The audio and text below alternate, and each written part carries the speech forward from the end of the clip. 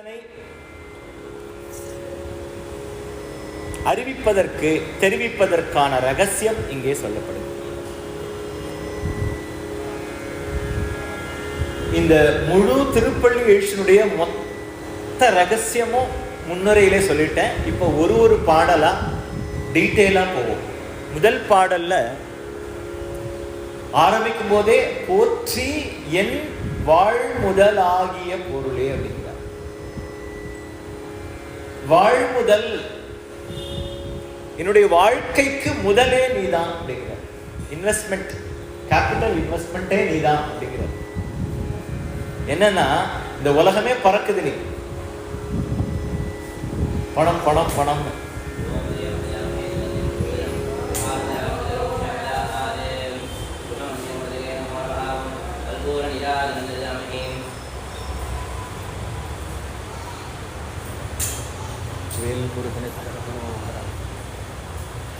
இந்த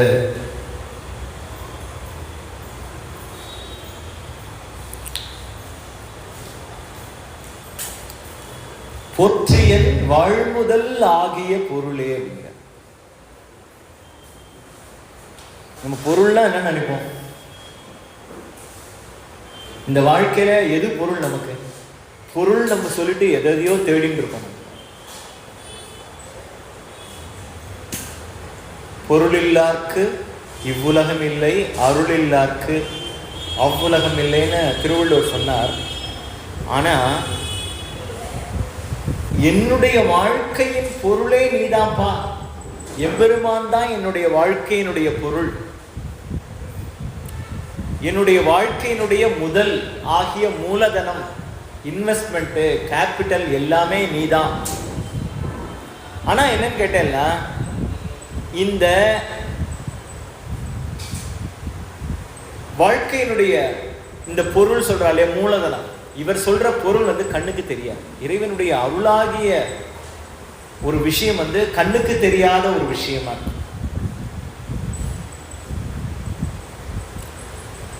அதோட மட்டுமில்ல, இந்த வாழ்க்கையில நம்ம என்னென்னலாம் தேடின்னு இருக்கோமோ அதெல்லாம் அந்த அருள் இல்லாம ஒரு நொடி கூட நடத்த முடியாது. நம்ம உடலினுடைய இயக்கமா இருக்கட்டும், செயல்பாடா இருக்கட்டும், நம்ம வாழ்க்கையில் நம்ம என்னென்னலாம் கேட்கிறோமோ அந்த பொருளா இருக்கட்டும், இவையெல்லாம் இந்த வாழ்முதலாகிய பொருள் இல்லைன்னா அதெல்லாம் கிடையாது. அதனால அவர் சொல்றார், உயிர் வாழ்வதற்கு, என்னுடைய வாழ்வை நடத்துவதற்கு ஓர் ஈடு இணையற்ற ஒரு பொருள்னா வேற யாரும் இல்லப்பா உலகத்துல, நீ ஒத்தந்தான்ப்பா அப்படின்னு ஆரம்பிக்கும் போதே என்ன சொல்றாருன்னா, என்னுடைய வாழ்க்கையினுடைய மொத்தமும் நீதான், வாழ்க்கையினுடைய முதல் ஆகிய பொருள்கிற இறைவனாகிய சிவமே எனக்கு பொருள். உடம்பும் நிலையில்லை. நம்ம உலகத்துல என்னென்னலாம் தேடி நம்ம பயணிச்சுட்டு இருக்கோமோ, வாழ்க்கையினுடைய பெரும்பகுதியை எதற்காக செலவிடுகிறோமோ அந்த பொருள் எதுவுமே நிலை இல்லை, நிரந்தரம் இல்லை, அனித்தியமான வாழ்க்கை, அனித்தியம், எல்லாமே அழியக்கூடிய. நித்தியமான ஒரு பொருள், நிலையான ஒரு பொருள் சிவமே நீ தாண்டாப்பா அப்படின்னு சொல்லிட்டு, இந்த பொருள்ங்கிறது என்ன இவருடைய சூக்ஷ்மமா சொல்றார். இவருடைய பொருளான சொல்றது அருள். திரோதானத்துல இருக்கிறது இருளாகிய மருள். இருளாகிய மருள் பொருளாகிய அருளாகும். எப்ப திருப்பள்ளி எழுச்சி அப்படிங்கிற எழுதல் உள்ளுக்குள்ள நடந்தால், அந்த விழிப்புணர்வு நிலை நமக்குள் சிந்தித்தால், இந்த பொருளாகிய அருள், சிவம் என்கின்ற பொருளாகிய அருள் இருளாகிய மருளை நீக்கும். பொருள் என்பது உலக வாழ்க்கையில செல்வத்தை குறிக்கிறது. அதனாலதான் என்ன சொல்றாருன்னா, அப்பர் சுவாமிகள் கூட திருவே என் செல்வமே அப்படிங்கிறார். அப்பர் சுவாமிகள் சொல்லும்போது திருவே என் செல்வமே. இந்த பொருள்ங்கிற ஒரு விஷயத்தை செல்வமா வச்சு இந்த அருளாளர்கள்லாம் எப்படி பாடியிருக்கான்னு கேட்டேன்னா, செல்வன், இவனுக்கு பேரே செல்வன், செல்வன் அடிசேர்வர் சிவகதியே அப்படின்னு ஞானசம்பந்தர் சொல்றார். வரிசையா அடிக்கின்றே வர்றார். செல்வன் உரைகின்ற திருப்புன்கூர் செல்வ காரோணத்தாரே சிராப்பள்ளி மேய செல்வனார் வாஞ்சியம் மேவிய செல்வனார் திருநெல்வேலி உரை செல்வர்தாமே அப்படின்னு மினிமம் ஒரு 300-400 இடத்துல ஞானசம்பந்தமூர்த்தி சுவாமிகள் இறைவனை செல்வம் அப்படின்னு சொல்லுவாங்க. ஒரு இடத்துல ரொம்ப அழகா சொல்லியிருக்காரு. இந்த 7மே செல்வம் சொல்லியிருக்காரு. செல்வ நெடுமாடம் சென்று சேனோங்கி செல்வ மதித்தோய செல்வம் உயர்கின்ற செல்வர் வாழ்த்தில்லை சிற்றம்பலமேய செல்வன் கழல் ஏத்தும் செல்வம் செல்வமாகிய கழல் ஏத்துகின்ற செல்வம் செல்வமே அப்படின்னு மணிவாசகர் கோயில் பதிகத்துல சொல்றார். அப்பேற்பட்ட செல்வத்தை இவர் நான் போற்றுகின்றேன். போற்றி என்பது போற்றுகின்றேன் அப்படின்னு ஒரு பொருள். என்னை காப்பாற்றுவாயாக அப்படின்னு நம்ம போற்றின்னு சொன்னா என்னை காப்பாற்றுவாயாக அப்படிங்கிற அர்த்தத்துல போற்றி என் வாழ்க்கையின் முதலாகிய பொருளை உன்னை நான் போற்றுகின்றேன், என்னை காப்பாற்றுவாயாக அப்படிங்கிறது இந்த முதல் வரி.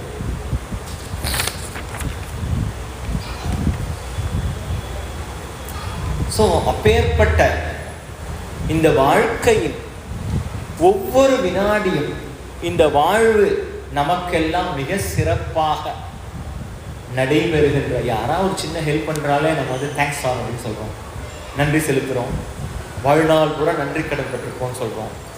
ஒரு வினாடியும் நமக்கு ஜீர்ணாறுது, இயங்கின்றே இருக்கு. எவ்வளோ விஷயங்களை செய்கிற இந்த மூலதனமான இந்த ஈசனை நம்ம எப்படி போட்டணும்? ஆனால் போட்டுடாமா இல்லை. ஏன்னா அது நமக்கு வந்து என்ன சொல்றது, யதார்த்தமாக நம்ம கிடைச்சதுனாலே அது லட்சியம் பண்ணுறதில்லை. அப்போ அந்த எப்போ அந்த உணரும் தன்மையாகிய விழிப்புணர்வு, இன்னைக்கு காலையில் ஏன்னா அந்த கைகாலெலாம் நல்லா இருக்குப்பா, இயங்குறேன், எனக்கு ஒரு பிரச்சனையும் இல்லை, ஒரு வியாதியும் இல்லை, ஒரு வலி இல்லை, ஒரு உடம்புல ஒரு சோர்வு இல்லை, உற்சாகமாக இருக்கேன் அப்படிங்கும்போது எவ்வளோ பெரிய அனுகிரகம் அது. அதுவே பெரிய அனுகிரகம், அதுவே பெரிய அருள். அந்த அருளை நாம் நினைத்தோன்னா எப்போதும் இந்த பொருளை போற்றுகின்ற செல்வமாகிய பொருளை போற்றுகின்ற வேலையை தவிர வேற எந்த வேலையும் செய்ய மாட்டோம். ஏன்னா இதை போற்றினா தானே வரும். அது தெரியாம நாமெல்லாம் என்ன பண்ணிட்டு இருக்கோம், இந்த உலகத்தை மற்றவாளெல்லாம் பார்த்து காப்பி அடிச்சுட்டு, அவள் இப்படி இருக்கான், அவள் இந்த கார் வச்சுருக்கான், இவ்வளோ கோடி ரூபா கார் வச்சுருக்கான், ஒன்றும் தேவையில்லை. அதனால தான் இந்த இடத்துல ஒரு இடத்துல சொல்கிறார், பழங்குடியில் தோறும் எழுந்தருளிய பரணி அப்படின்னு சொல்கிறார். எங்கே இருக்கா? நான் கோயில் மாட மாளிகை பெரிய கார் வச்சுருக்கிற வீட்டில் இல்லையா, சிறு குடிசையில் இருக்கிற ஆத்மா இருக்கிற வீட்டில் இருக்கான். பழங்குடியில் தோறும் எழுந்து, எங்கெங்கெல்லாம் சிறிய குடிசையில் எளியனாக வாழ்ந்து கொண்டிருக்கிறார்களோ அவர்களுடைய இல்லத்திலெல்லாம் நான் இருக்கேங்கிறதுக்கு இங்கே ஒரு ப்ரூஃபாக கொடுக்குறாரு. அப்போ நம்ம பணக்காரனாக வாழணுமா, கார் வச்சுட்டு வாழணுமா அப்படின்னா உலகத்துக்கே தெரியாமல் ஒரு சிறு குடிசையில் ஓரமாக 24 மணி நேரமும் ஈசனை போற்றி வாழ்ந்தாலே அது பெரிய விழிப்புணர்வு. அந்த விழிப்புணர்வு வரணுங்கிறத அருமையாக ஒரு இடத்துல சொல்லிட்டு வர்றார். பழங்குடில் தோறும் எழுந்து அருளிய பரணே.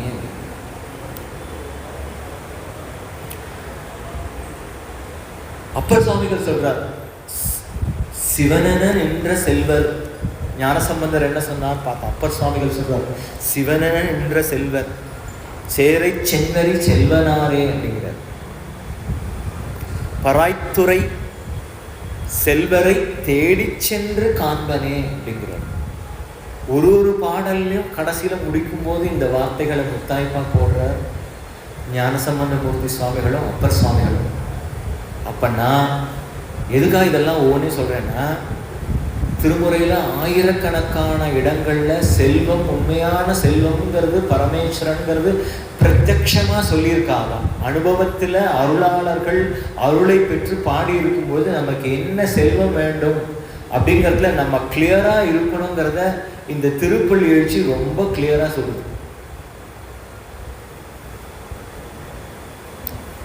திருக்கழுக்குன்றின் செல்வா போற்றி மணிவாசகர் சொல்றார். திருவாய்மூர் செல்வனாரே அப்படின்னு அப்பர் சுவாமிகள் சொல்றார். தில்லை அம்பலத்துறை செல்வனான்னு சொல்றார். திருவீரட்டானத்தம் செல்வா போற்றின்னு சொல்றார். வீரட்டானத்தம் செல்வம் அடி அப்படின்னு சொல்றார். சிவபுரத்தன் செல்வம் தானே அப்படிங்கிறார். சுந்தரர் பெருமான் சொல்லும் பொழுது அகம்தோறும் திரிந்த செல்வர், புகழூர் மேவிய செல்வன், திருமேவு செல்வத்தார், ஒற்றியூர் உரை செல்வனை நானும் போற்றுவோம், செல்வத்தென் திரு நின்றியூரானே செல்வனை நாவல் ஆரூரன் அப்படின்னு சொல்லிட்டு சுந்தரமூர்த்தி சுவாமிகள் அடுக்கிறார். நிறைய சொல்லியிருக்கார். ரொம்ப குறிப்பாக சில சொற்களை மட்டும் எடுத்து சொல்கிறேன். அதே மாதிரி மணிவாசகர் சிற்றம்பலத்தெங்கள் செல்வன் பாடி அப்படிங்கிறார். செய்யா வெந்நீராடி செல்வா சிறு மருகுல் அப்படின்னு சொல்றார். திருவார் பெருந்துரை செல்வனார் அப்படிங்கிறார். செல்வர் சிவபுரத்தின் உள்ளார் அப்படின்னு சிவபுராணத்துல சொல்றார். செல்வர் சிவபுரத்தின் உள்ளார், உண்மையான செல்வர் சிவபுரத்துல இருக்கார். தொலையா செல்வர் அப்படின்னு ஒரு சுவாமிக்கு பேர். என்றும் நம்மை விட்டு அகலாதவர், நம்மை விட்டு தொலையாத செல்வமாக நமக்குள்ளே இருக்கிறவர், நமக்கு தெரியாத பொக்கிஷம் அப்படின்னு திருச்சோற்றுத்துறைன்னு ஒரு ஊர். அந்த சுவாமிக்கு பேரு தொலையா செல்வர்னு பேர். இந்த பொருள் அப்படிங்கிறது செல்வத்தை குறிக்கிறது. இந்த உண்மையான செல்வம், நாம் தேட வேண்டிய செல்வம் எது அப்படின்னா அதை அருளாளர்கள் சொல்லுறாங்க, பரமேஸ்வரனாகிய செல்வன் மொத்தம்தான் அப்படின்னு சொல்லிட்டு நால்வரும் பல இடங்கள்ல திருமுறை பூரா ஆயிரக்கணக்கான இடங்கள்ல செல்வம் அப்படின்னு ஈசனை சொல்றதுனால உலகத்துல நம்ம எல்லெல்லாம் செல்வம் தேடணும்னு நினைக்கிறோனோ அதெல்லாம் எடுத்துட்டு இந்த செல்வனுடைய திருவடியை பிடிச்சால் நமக்கெல்லாம் செல்வம் கிடைக்கும் அப்படின்னு சொல்லிட்டு, புலர்ந்தது பூங்கழற்கு இணை துணை மலர் கொண்டு, இங்கதான் ரகசியத்தை சொல்றார். அடுத்த வரி, ஒரு வரி தான் முடிச்சிருக்கேன், ரெண்டாவது வரி. புலர்ந்தது அப்படின்னா ஒன்று இருள் அகன்றதை குறிக்கும். புறமா புலர்ந்தது அப்படின்னா விடிந்ததுன்னு அர்த்தம். விடிந்ததுன்னா என்ன கேட்டீங்கன்னா, சூரியன் வளர்த்துக்கு முன்னாடியே அவருடைய கதிர் வெளிச்சம் கொடுக்கும் இல்லையா, அதுதான் முதல் நிலை. சூரியன் சிவசூரியன்னே பேர். சூரியனுக்கு சிவன் கோயில்ல பேரு சிவசூரியன்னே பேர். இந்த சிவமாகிய சூரியன் வருவதற்கு முன்னாலேயே இனிஷியலா ஒரு காலை புலர்வு ஏற்படும், வெளிச்சம் வரும். அவன் வர்றதுக்கு முன்னாடியே வெளிச்சம் வரும். அந்த வெளிச்சத்தை சொல்றதுதான் விழிப்புணர்வு. விழிப்புணர்வுங்கிறது இந்த முதல் படி. மருளாகிய இருள் அப்படி போக போறதுங்கிறது அப்படி மேலோட்டமா காட்டுறது அந்த வெளிச்சம். பூங்கழற்கு அப்படின்னா ரொம்ப அழகான அப்படின்னு அர்த்தம். ஒரு அர்த்தம் பூ போன்ற மென்மையான திருவடின்னு அர்த்தம். இணை துணை, ரொம்ப அருமையா ஒரு வார்த்தையை உபயோகப்படுத்துறார்.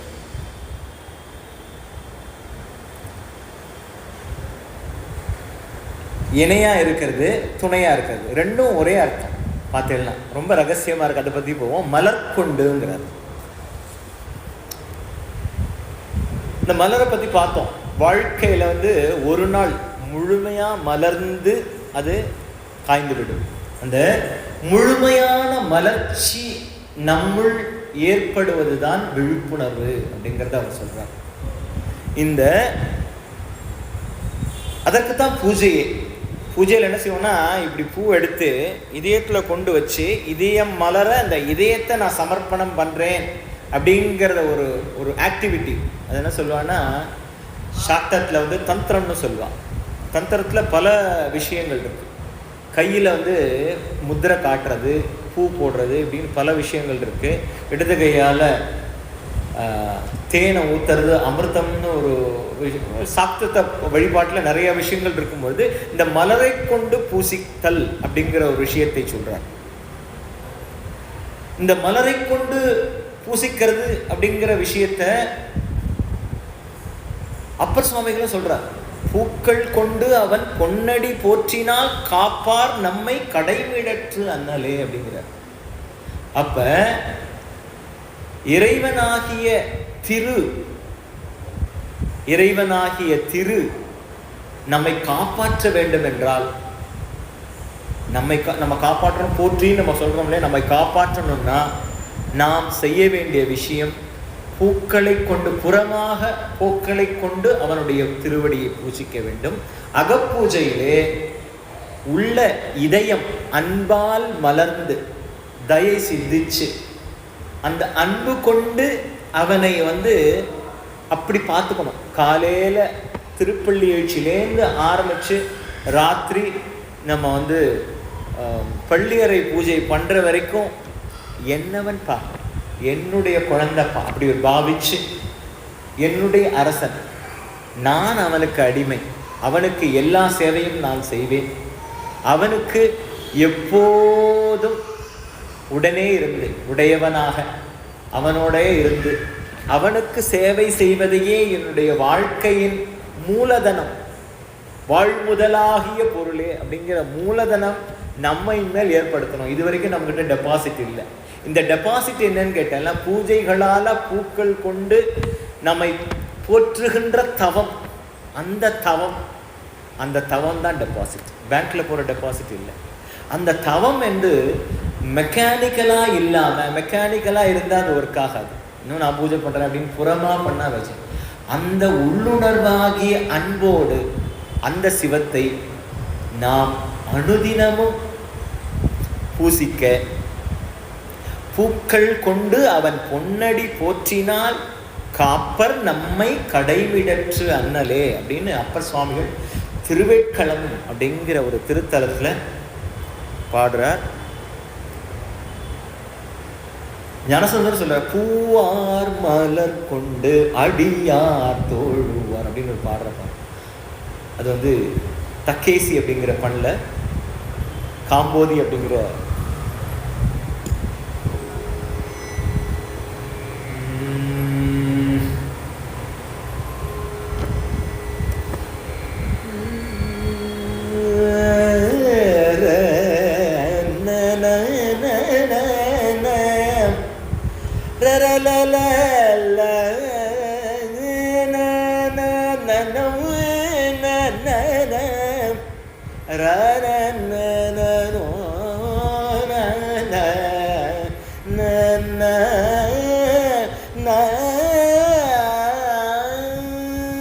பூவார் மலர் கொண்டு அடியா தோழுவார் புகழ்வார் வானோர்கள். அப்படி வர பாருங்க, பூவால மலர் கொண்டு அடியார் தொழுதா வானோர் புகழ்வார்கள் ஞானசம்பந்தர் பாடுறார். சுந்தரமூர்த்தி சுவாமிகள் சொல்றார், பூம் நீரும் நாடோறும் வணங்குவார்க்கு அறிவினை கொடுக்கும் ஆரூர் அப்பனே அப்படிங்கிறார். அறிவுன்னா உலகாயுதமான அறிவு இல்லை, அவனை அறியும் அறிவு அப்படின்னு அந்த அவனை அறிகின்ற அறிவு, அதை கொடுக்கிறார்னு சுந்தரமூர்த்தி சுவாமிகள் சொல்றார்.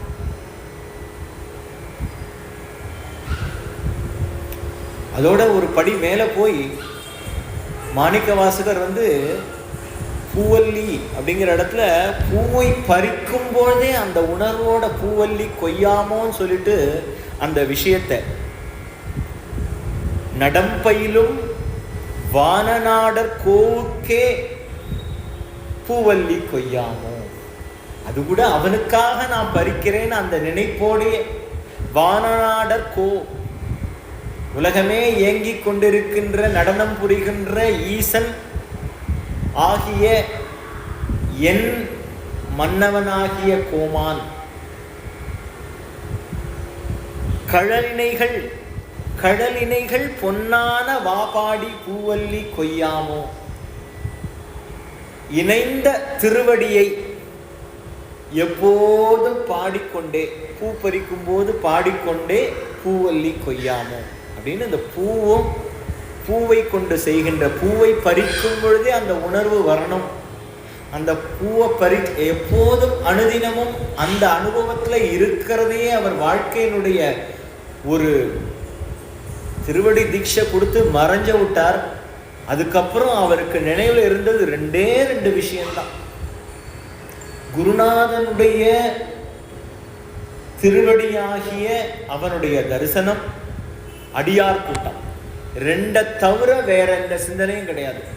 அது நமக்கு என்ன காட்டுறது அப்படின்னு கேட்டேன்னா, எப்பொழுதும் எது நடந்தாலும் என்ன நடந்தாலும் எல்லாம் அவனுடைய கருணையினால் நடக்கிறது அப்படின்னு நினைச்சுண்டு, அடியார் திருக்கூட்டமாகிய இந்த மாதிரி சத்சங்கத்திலேயே நம்முடைய மனதை முழுமையாக செலுத்தும் பொழுது அவன் நம்மை வந்து ஆட்கொள்வான்.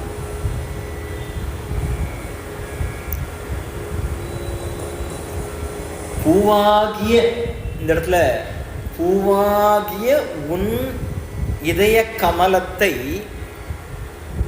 அவன் திறப்பான். எப்படி திறப்பான்னா, நீ பூஜை செய்தால் அவனுடைய அருள் கொண்டு அவன் திறப்பான்.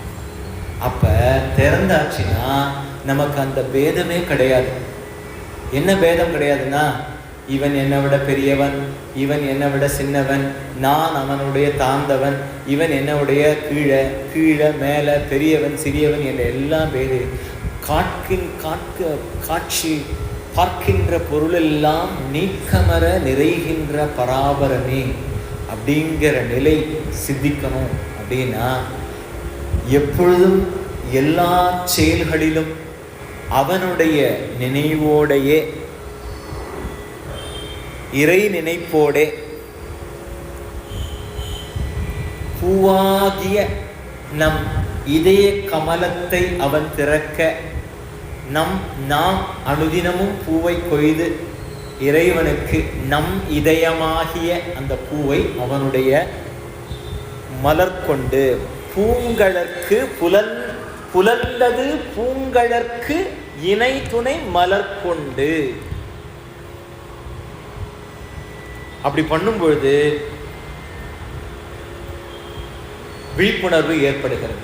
2வது, சொல்லிய பாட்டின் பொருள் என்று சொல்லுவார் அப்படிங்கிற நிலையில அவனுடைய அருளாகிய திருவருள் நமக்கெல்லாம் ஏற்படும்னா எல்லாரும் திருக்குறள் எழுச்சி காலையில் பாடணும் அப்படிங்கிறத இன்டைரக்டா அவர் சொல்றார். எங்க போய் பாடணும்? ஈசனுடைய கோயிலில் போய் காலையில போய் அவனுடைய விஸ்வரூ தரிசனத்தை பார்த்து, காலையில் எனக்கு தரிசனம் ஆச்சு, அவன் என்னை பார்த்துட்டான், அவன் என்ன கட்டளை இன்னைக்கு இடுறானோ, எப்படி இடுவான்னு தெரியாது, அந்த கட்டளையை நான் பணிகிறேன்.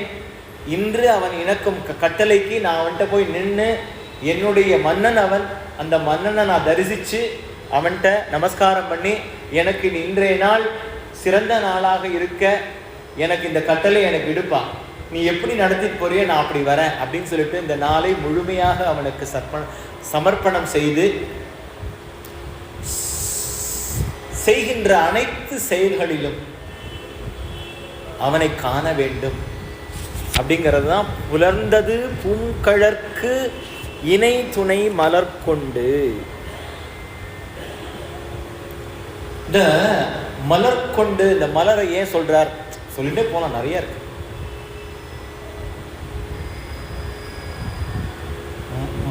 மலர் வந்து ஒரே நிறம் கிடையாது, பல்வேறு நிறம் இருக்கும், பல்வகையான மனம் இருக்கும், பல்வகையான அழகு இருக்கும். நிறம் அப்படின்னா it's a flavor. You have to be a wonderful flavor in the life, in your life. ஒரு அழகான, ஒரு நேர்த்தியான ஒரு ஃப்ளேவராக நம்ம இருக்கணும். அதோட நம்ம மணக்கணும்னுங்கிறதை அந்த பூ நமக்கு சொல்றது. பூ நமக்கு சொல்கின்ற செய்தி என்ன அப்படின்னா, அந்த ஃப்ளேவர் இருக்கணும் நம்மக்கிட்ட. அந்த அட்ராக்ஷன் இருக்கணும். மலரை பார்த்தோன்னே நமக்கு ஒரு சந்தோஷம் வருது இல்லை? நம்மளை பார்த்தா 4 பேர் சந்தோஷப்படணும். நம்மளை பார்த்து வெறுப்படைஞ்சு திட்டக்கூடாது, நம்மளை பார்த்து ஓரம் ஒழுங்கக்கூடாது. அப்படின்னா மலர்ந்து நம்ம இருந்தால்தான் மலரை அட்ராக்ட் பண்ண முடியும். அப்போ அந்த ஃப்ளேவர், மனம், நிறம், அப்புறம் அந்த அழகு. அழகுங்கிறது புற அழகு இல்லை, அகத்தினுடைய அழகு. அந்த அகம் அழகா இருக்கணுங்கிறத உணர்த்துறதையும் மலர். மென்மையா இருக்கணும், ரொம்ப கோவப்பட்டு ஹார்டா கரடு முரடா இல்லாமல் மென்மைத்தன்மையோட அந்த பூ எப்படி அது தொடும்போதே நமக்கு நமக்கு நம்ம அதை தொடும்போது அந்த உணர்வு ஏற்படும். ஏன்னா நம்ம உடம்புல கொஞ்சம் வேகமாக தொட்டால் வலி ஏற்படுங்க. அந்த மாதிரி அந்த பூ கொஞ்சம் ஆழமாக அப்படி தொட்டுட்டா அது வலிக்க போகுது அப்படின்னு அந்த உணர்வோட அந்த பூக்களையும் செடி கொடிகளையும் அதையும் ஒரு உயிர்கள் போல பாவித்து அந்த பாவனையில் அந்த அந்த விஷயங்களை நம்ம மலர்கள் தேர்ந்து எடுத்துக்கணும். முழுமையாக மலர்வது, அதே போல நம் இதயமானது முழுமையாக மலர வேண்டும். அதே போல ஒவ்வொரு மலர் ஒவ்வொரு மாதிரி இருக்கும். அதே போல அடியார்கள் பார்த்தேன்னா பக்தி செலுத்துகின்ற விதம் பல விதமா இருக்கும். பூவோட ஷேப்பு, இதழோட சைஸு, எத்தனை இதழ்கள் இப்படிங்கிற விஷயம், அதனுடைய ஃபார்ம், இதெல்லாம் மாறுபடுதோ. அடியார்கள் ஒவ்வொருத்தரும் பக்தி செலுத்துகின்ற விதம், பக்தி புரிகின்ற விதம், என்ன போல பக்தி செய்யணும் நம்ம நினைக்கக்கூடாது. அவங்கள்ட்டேருந்து நம்ம என்ன கற்றுக்க முடியும் அப்படின்னு பார்க்கணும். அப்படி ஒவ்வொருத்தரும் நிறம், வடிவம், மனம், பூக்களுக்கு மாறுவது போல அடியார்கள் செய்கின்ற பக்தியிலும் அந்த விதம் மாறுபடும். அதை குறை சொல்லக்கூடாது அப்படிங்கிறது சொல்றாரு.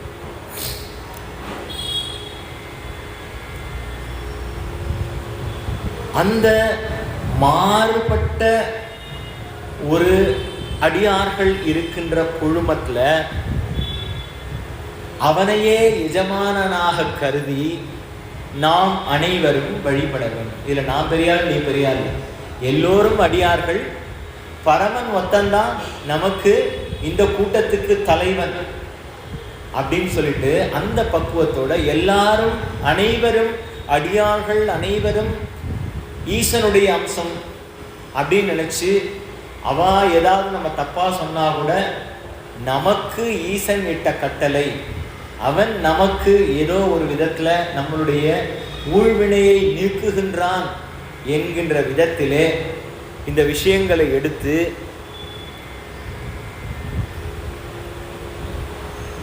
இந்த பூக்கள்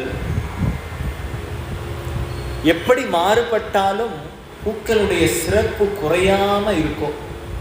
பூக்களோட சிறப்பு என்னைக்குமே குறைந்ததில்லை. பூக்கள் இறைவனுடைய அடியை முதல்ல இறைவனுடைய சிரசுக்கு மேலே இருக்கிறது தான் பூ.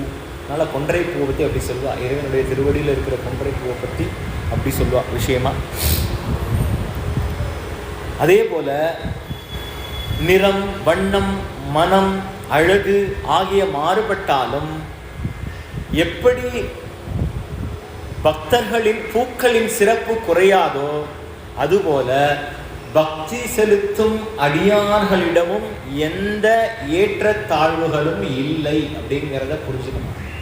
மலர வச்சு நம்ம புரிஞ்சுக்கணும் அப்படிங்கிறத சொல்றாங்க. இணை துணை மலர் கொண்டு ஏத்தி அப்படின்னு ஒரு விஷயத்த சொல்றாங்க. இணையான துணையா, இணைந்த துணையா, இணைந்தே இருக்கும் துணையா, இணை துணை மலர் அப்படிங்கிற ஒரு வார்த்தையை போடுறார். மலர் கொண்டு ஏத்தனும், மலர் கொண்டு அவனை ஏத்தனும்னா தோத்திரம் பண்ணணும்னு அர்த்தம். சோ இணையான துணை, இணைனா என்னன்னு கேட்டா ஒப்பு இணை இல்லா நிகரானவன். துணை யாருன்னா ஈசனொத்தன் தான். இணையான துணை ஈசனொத்தன் தான், துணையான இணையும் ஈசனொத்தன் தான்.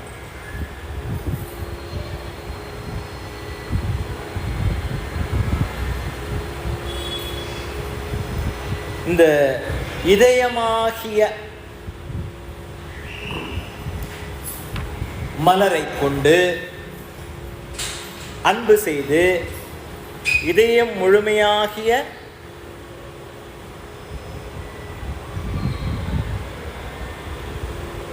இணை மலர் துணை மலர்னு அதை பிரிக்கலாம். இணை மலர்னா ஒன்றுக்கொன்று ஒத்த மலர் அப்படின்னு சொல்லலாம். துணை மலர்னா இரண்டாகிய மலர், இரண்டு மலர் அப்படின்னு சொல்லலாம். ஒரு இடத்த சொல்றா போடும்போது 2 மலர் போடணும், 2 திருப்பாதம் இருக்குன்னு ஒரு வியாகியானம் இருக்கு. நமக்கு துணையாகிய ஒரு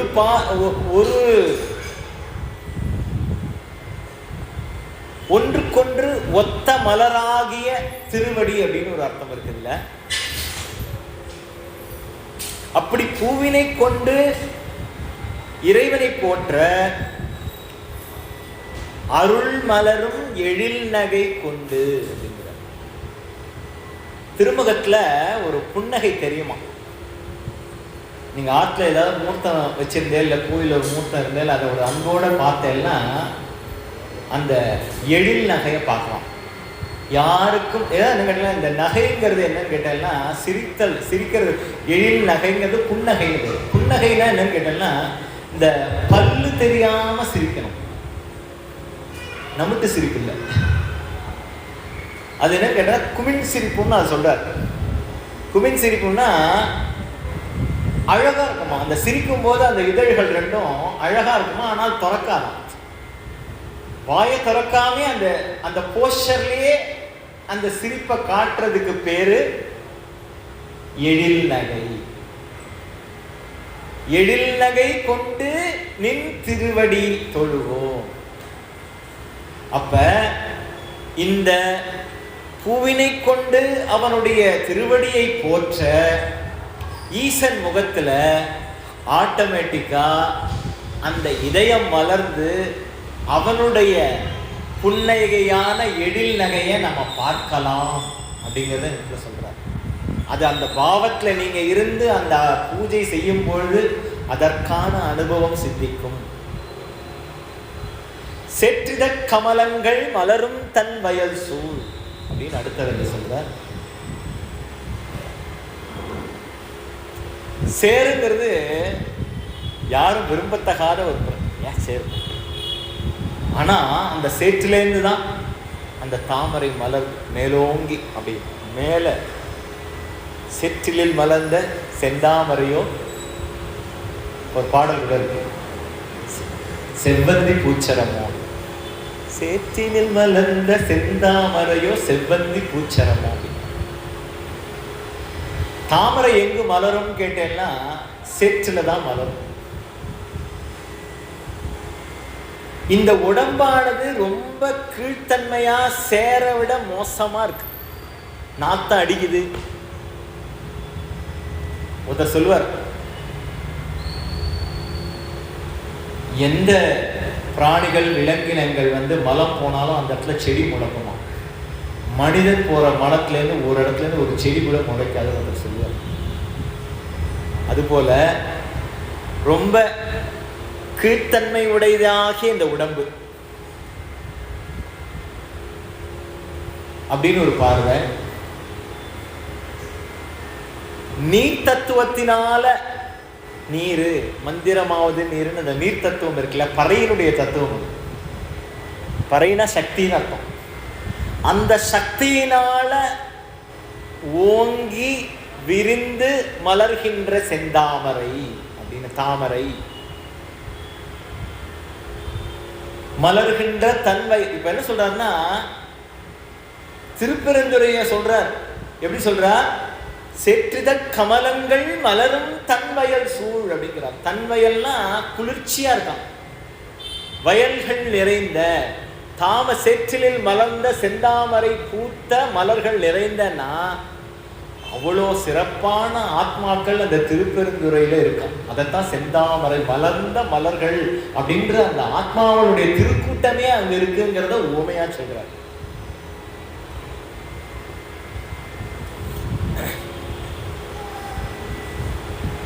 மண் தத்துவம் நீர் தத்துவம் ரெண்டுலேருந்தும் மலர்ந்த தாமரையாகிய ஆத்மாக்கள். நம்ம உலகத்துல வாழறதுக்கு 2 விஷயம் வேணும், முக்கியம். மண்ணுங்கிறத எல்லா உலகத்துல இருக்கிற எல்லா பொருள்களும் மண்ணில் அடங்கும், அதனால அது பேர் மண்ணுன்னு பேர். இந்த தத்துவத்துல அடங்கி இருக்கு. நீர், உள்ள ஓடுற ரத்தத்திலேருந்து இந்த இயக்கமே என்னன்னு கேட்டாலும் மண் தத்துவத்திலையும் நீர் தத்துவத்திலையும் இருக்கு முக்கியமா. அப்ப இரண்டிலிருந்தும், இந்த உடம்பாகிய சேரிலிருந்து, தண்ணியிலிருந்து, மண்ணிலிருந்து, கீழ்த்தன்மை உடையதாகிய இந்த விஷயத்திலிருந்து மலம், சொல்ல மலம் சோறும் 9 வாயில் குடிலை அப்படிங்கிறார். அதிலிருந்து மலர்ந்த தாமரையாக்கிய உயர்ந்த ஆன்மாக்கள் சூழ்ந்த திருவை பெறுகின்ற துறையாகிய திருப்பெருந்துறை. அந்த ஊரை பத்தி அப்படி சொல்றார். அவ்வளோ ஆன்மாக்கள் அங்க இருக்கு அப்படிங்கறத சொல்றார். ஒரே சேற்றுல முளைச்ச ஒரு செந்தாமரை பல்வேறு இதழ்களை கொண்டிருக்கும்.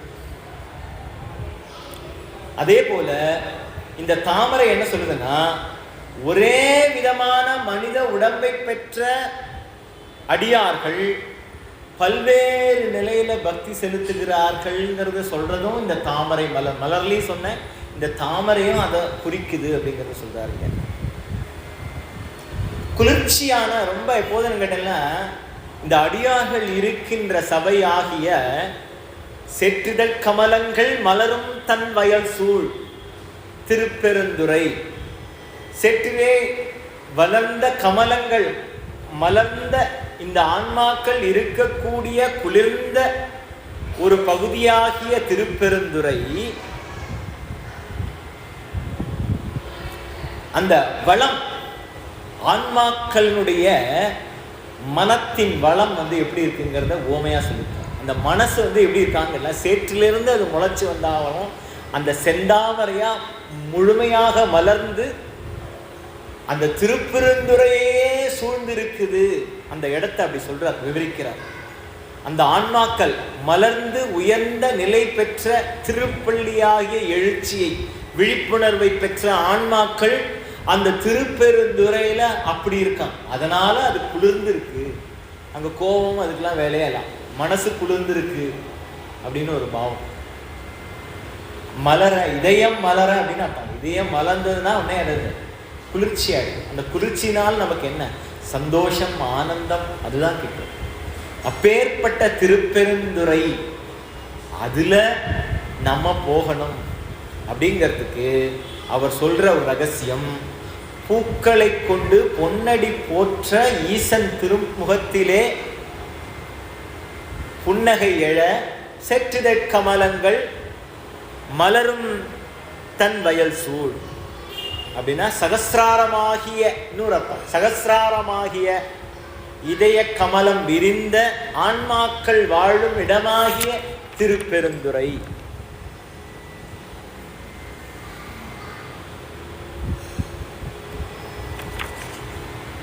அதுதான் சொல்றார், அரும்பொடு மலர்கள் கொண்டு ஆங்கு ஆர்வத்தை உள்ளே வைத்து அப்படின்னு ஒரு இடத்துல சொல்றார். தேனைய மலர் கொண்டு சிந்தையுள் சிந்திக்கின்ற பூ மலர் தூபம் தீபம் நல்ல நரும் சுந்தம் கொண்டு ஏத்தி அப்படிங்கிறார். அன்பர் இட்டுகந்தார் மலர்பூசைன்னு சொல்லிட்டு இந்த மலர்பூசையை பத்தி 7ஆம் திருமுறையில சுந்தரமூர்த்தி சுவாமிகள் சொல்றார்.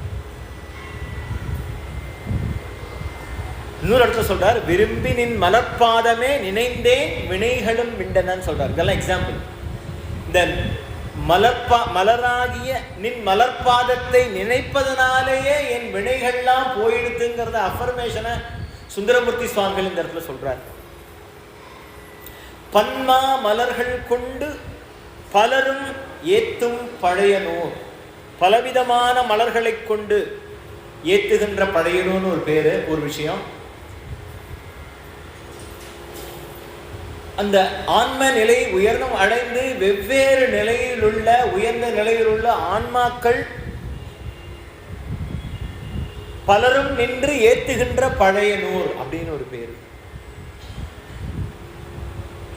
ஏற்றுயர் கொடியுடையாய் யமையுடையாய் முடிச்சிரு. எமை உடையாய்னா என்னன்னா, அடியவர் அவனோட உடைமை அப்படின்னு ஒரு பார்வை, அவனுக்கு நான் அடிமை அப்படின்னு ஒரு பார்வை. 2 பார்வை இருக்கு. அடியவர் அவனோட உடைமை, அவனுக்கு நாமெல்லாம் அடிமை அப்படிங்கறத சொல்றதுதான் எமை உடையார். ஏற்றுயர் கொடி அப்படின்னா, ஏற்றுயர் கொடினா சாதாரணமா சொல்றது ரிஷபம் இடவமாகிய கொடி, ஏறும் பரமன் அப்படிங்கிற ஒரு ஏற்றுயர் கொடியை உடையவன், அந்த நந்தி போட்ட கொடியை உடையவனேன்னு சாதாரண தமிழ்ல பண்ற அர்த்தம். ஏறு என்பதற்கு ஞானமாகிய அர்த்தம் என்னன்னு கேட்டா அறம், அறவடிவாகிய விடை, அதாவது நந்தியம்பெருமான் அறத்தினுடைய சிம்பல். ஏன் நந்தியம்பெருமான அறத்தினுடைய சிம்பலா வச்சான்னு கேட்டீங்கன்னா, முன்னாடியே சொல்லியிருக்கேன், கழுகு சொல்லும்போது விடை பத்தி சொல்லும்போது திருக்கழுக்குன்ற பதிகத்துல சொல்லியிருக்கேன். அந்த விடைங்கிறது என்னன்னு கேட்டேன்னா ஆண்பால், பெண்பால் ஆகிய பசு என்னன்னு கேட்டேன்னா அது சக்தியினுடைய அம்சம். அதனால உலகத்துக்கு எந்த விதத்திலையும் தொந்தரவே கிடையாது. அது போடுற சாணி உபயோகம், அது போன மூத்திரம் உபயோகம், அது கொடுக்கின்ற பால் உபயோகம், அது உடம்பு தோல் உபயோகம். நம்ம மனுஷனோட உடம்பை எந்த விதத்திலையும் பயன்படுத்த முடியாது. மாட்டுத்தோல், நம்ம அந்த முழவிசையெல்லாம் பண்ணுறதுக்கு மாட்டுத்தோல் தான் பயன்படுது. இந்த முழவு அதிர அப்படின்னு சொல்றாங்கல்ல, அந்த முழவு அப்படிங்கிற விஷயம். ஸோ நம்ம அந்த அந்த முரசு கொட்டுறது, இறைவன் வருவதை அறிவிப்பதற்காக ஒரு சப்தம் ஏற்படும், அது கூட அந்த அதுவும் அப்படிப்பட்ட இறைவனுடைய வழிபாட்டில் பஞ்சகவியம் வச்சுதான் அபிஷேகமே. பஞ்சகவியம்னு ஒரு அபிஷேகமே உண்டு, மாட்டு சாணம் நம்ம சொல்றோம். ஸோ என்னன்னு கேட்டீங்கன்னா, அந்த அறம் அப்படிங்கிறது, அறத்தினுடைய வடிவமாகிய ரிஷபம் அப்படிங்கிறது என்னன்னு கேட்டீங்கன்னா, அது செய்யற எல்லா விஷயங்களும், அது எது செய்தாலும் செய்தனவே தவமாக்கும், வாழ்க்கையே தவமாயிடும் அப்படிங்கிற ஒரு விஷயத்துக்கு என்ன எக்ஸாம்பிள்னா அந்த எருது தான் எக்ஸாம்பிள். அது செய்யற எல்லா விஷயங்களும் அப்படி ஒரு பிரயோஜனமா நம்மளுடைய வாழ்க்கைக்கும் சரி, இறைவனுக்கும் சரி, பாலா இருக்கட்டும், தயிரா இருக்கட்டும், நெய்யா இருக்கட்டும், எல்லாமே இறைவனுக்கு அபிஷேகம் செய்கின்ற பொருளா இருக்கு. அதனாலதான் பரமேஸ்வரன் தூயவனா இருக்கிறதுனால, வெண்மை உடையவனா இருக்கிறதுனால விடையேறைன்னு பேரு அவனுக்கு. விடையின் மேல் வருவானை வேதத்தின் பொருளானே பேர். சுந்தரமூர்த்தி சுவாமிகள் பாடுறார், விடையேறும் எங்கள் பரமன் அப்படின்னு ஒருத்தர் பாடுறார். அறத்தை, அறம்னா உண்மைன்னு ஒண்ணு, சத்தியம்னு ஒண்ணு, தூய்மைன்னு ஒண்ணு, எல்லாமே தூய்மை. பசுமாடு செய்யற எல்லா விஷயங்களும் தூய்மை.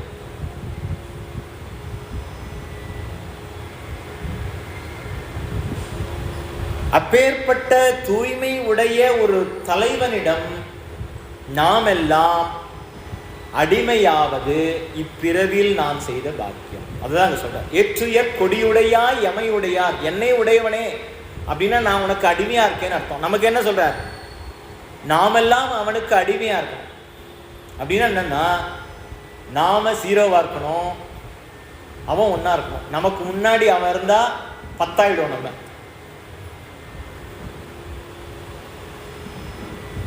அந்த நம்ம 0 நம்ம முன்னாடி நின்னோம்னா, அகமாகிய மாயை மலம் முன்னாடி இருந்து நம்ம முன்னாடி நின்னோம்னா நம்ம 0.001 தான். அப்ப எம்பெருமான் பள்ளி எழுந்தருளாயே அப்படின்னு சொல்லி முடிக்கிறார். ஏற்றுயர் கொடியுடையாய் எமையுடையாய் எம்பெருமான் பள்ளி எழுந்தருளாயே. இப்பேற்பட்ட அறத்தின் வடிவாகிய, சத்தியத்தின் வடிவாகிய, உண்மையின் வடிவாகிய, கொடினா உயர்ந்து இருக்கிறதுன்னு ஒரு அர்த்தம், மேல இருக்குன்னு அர்த்தம். உண்மையா இருக்கிறவன் என்னைக்குமே நிமிர்ந்து நிற்பான், புரிய மாட்டான். அந்த உண்மைக்கும் சத்தியத்துக்கும் அறத்திற்கும் தூய்மத்துக்கும் ஒரு வடிவமா இருக்கிற ரிஷபத்தை ஏற்றுயர் கொடியுடையாய், கொடியினுடைய வெற்றியினுடைய சிம்பல் அது. அப்பேற்பட்ட அறத்தையும் உண்மையையும் சத்தியத்தையும் தூய்மையையும் உடைய ஒருவனிடம் அந்த சத்தியத்தையும் அறத்தையும் உண்மையையும் தூய்மையையும் தன்னுடைய வாகனமாக கொண்ட ஒருவனிடம் அப்படின்னா அர்த்தம். அதனாலதான் சொல்றார், நந்தியம் பெருமானதான் திருமூலர் குருவாவே சொல்றார். குருவே சிவனென கூறினான் நந்தி அப்படின்னு சொல்றதுக்கு காரணம் என்னன்னு கேட்டேன்னா, ஈசனுக்கு முன்னாடி நந்தியை நம்ம எல்லாரும் போற்றணுங்கிறத சொல்றார். எச்சியற் கொடியுடையாய் யமையுடையாய்.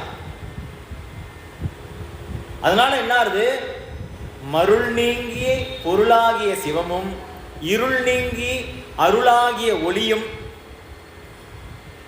இறைவன் இருக்கின்ற இருப்பாகிய சிவமாகிய உணர்வு, அதுதான் விழிப்புணர்வு. சிவமாகிய உணர்வு மேலோங்கி அறியாமையாகிய இருளும் மருளும் நீங்கி திருவருட்பேராகிய செல்வத்தை அடைய நாமெல்லாம் தகுதி பெறுவோம். அதற்கு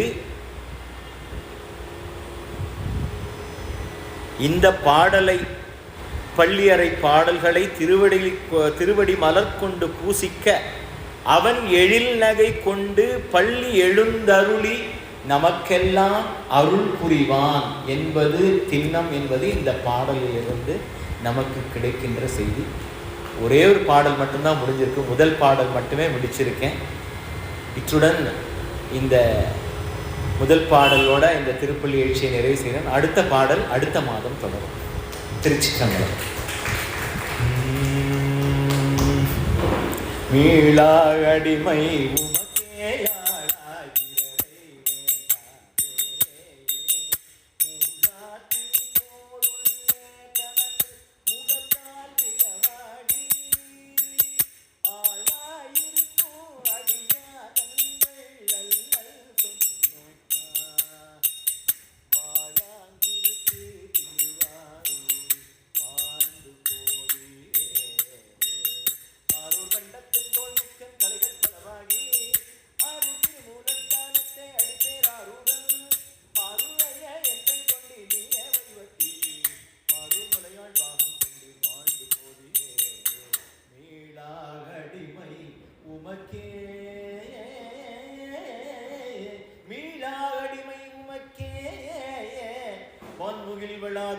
மறிவளம் சுரக்க மன்னன் கோன்முறை அரசு செய்க குறைவிலார் உயிர்கள் வாழ்க நான்மறையரங்கள் ஓங்க நற்றவம் வேள்வி மங்க மேன்மைகள் செய்வ நீதி விளங்குக உலகமெல்லாம். திருச்சிற்றம்பலம். தென்னானுடைய சிவனையை போற்றி என்ன ஆட்டவர்க்கும் இறைவா போற்றி போற்றி ஆதிபராசக்தி திருவடி போற்றி போற்றி வேல் முருகனுக்கு அரகரோமரஸ் திவிநாயமூர்த்தி திருவடி போற்றி போற்றி நந்தியம் பெருமான் திருவடி போற்றி சண்டீசன் திருவடி போற்றி போற்றி ஹரஹர நம பார்வதி பதையே ஹரஹர மகாதேவ. திருச்சிற்றம்பலம்.